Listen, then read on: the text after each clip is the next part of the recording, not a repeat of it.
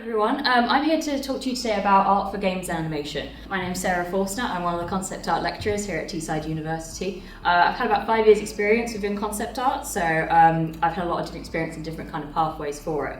So just to give you a bit of an example of what concept art actually is, it's one of those vague terms that if you're not familiar with like films and games production, you probably have never heard before.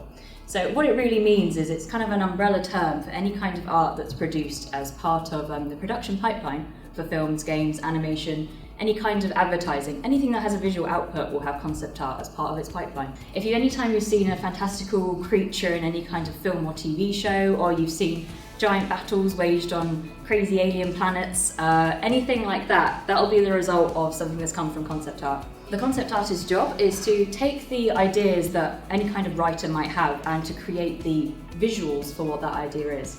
So as part of a team, you would work to create lots and lots of different ideas. It's all about problem solving and trying to push your creativity to the furthest it can go to create something really new and exciting. So some examples of how concept art actually works is you can see, if any of you have seen Disney's Frozen, anything that's kind of film sort of property, there will be visuals like this where they'll have given you an idea for what they kind of want to see within the film itself, and then your job is to go out there and create as many different options as possible and come up with something that looks really, really exciting, that the audience are then going to be like, wow, that looked really cool, I really enjoyed that. Those were examples from film and TV, but games just as much have loads of concept art involved in them, because a lot of the time the production cycle on games is often very similar to films.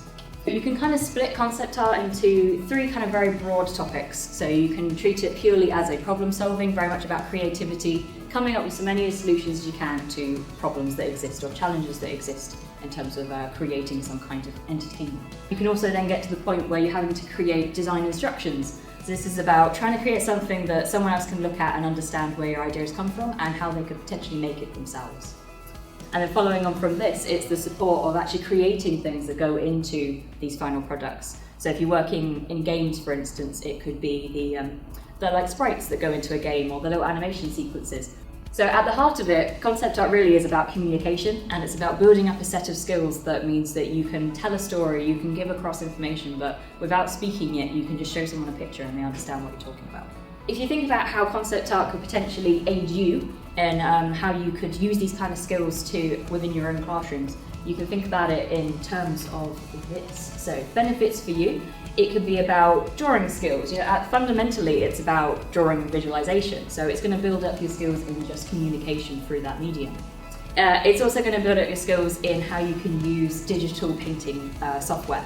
So Adobe Photoshop is the leading industry software and it's used for many, many different outputs. So you can get a little bit of an insight into how these kind of softwares can aid you and how you can create things that you potentially use in your own classroom. And obviously all of this then goes back to the benefits for the students as well. So there's many, many different career routes within concept art that you can go towards. As I mentioned, you can go into films, you can go into games, you can go into animation.